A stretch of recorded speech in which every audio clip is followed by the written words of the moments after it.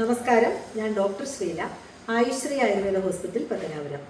സ്ഖലനത്തിന്റെ ശാരീരിക മാനസിക തലങ്ങളെ പറ്റിയായിരുന്നു ഞാൻ സംസാരിച്ചു കൊണ്ടിരുന്നത്. ഒരു തവണ സ്ഖലിക്കുമ്പോൾ 2 മുതൽ 5 ക്യൂബിക് സെന്റിമീറ്റർ ദ്രാവകമാണ് വെളിയിൽ വരുന്നത്.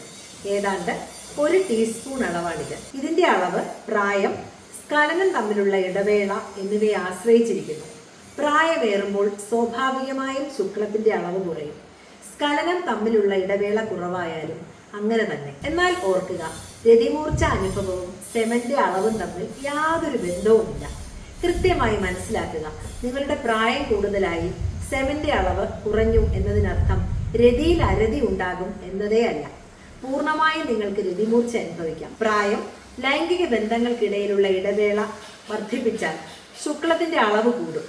ശരീരത്തിന്റെ മറ്റു പ്രവർത്തനങ്ങളെ ബാധിക്കുന്ന പോലെ മാത്രമേ ശുക്ല ഉൽപാദനത്തെയും ബാധിക്കുന്നുള്ളൂ. പക്ഷേ അത് നിങ്ങളുടെ അനുഭവ തലങ്ങളെ ബാധിക്കുന്നില്ല. അങ്ങനെ ബാധിക്കുന്നു എന്നുള്ള തെറ്റിദ്ധാരണ ഉപേക്ഷിച്ച് ഓരോ അനുഭവവും അതിന്റെ പൗരമ്യത്തിൽ തന്നെ ആഘോഷിച്ചോളൂ. പ്രകൃതി നമുക്ക് തന്ന ആഹ്ലാദകരമായ അനുഭൂതിയാണ് രതി. അതിന്റെ ഉന്നതമായ അളവിൽ തന്നെ ആഘോഷിക്കുക. ജീവിതം തന്നെ ഒരു ആഘോഷമായി മാറ്റുക. ചില അയഥാർത്ഥ്യമായ ചിന്തകളും തെറ്റിദ്ധാരണകളുമാകും നിങ്ങളുടെ ജീവിതത്തെ ശിഥിലമാക്കുന്നത്. അവ അറിവിലൂടെ പരിഹരിക്കുക.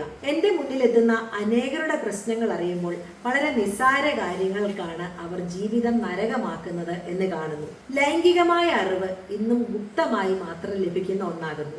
ശരിയായ അറിവുകൾ പങ്കുവെക്കുവാൻ ആളെ ലഭിക്കുന്നില്ല. ശരീരവും മനസ്സും രോഗാതുരമായി മാറുന്നു. ജീവിതം ചിലപ്പോഴെങ്കിലും ഒന്ന് മാറി ചിന്തിച്ചാൽ വീണ്ടും ആഹ്ലാദകരമാക്കാം.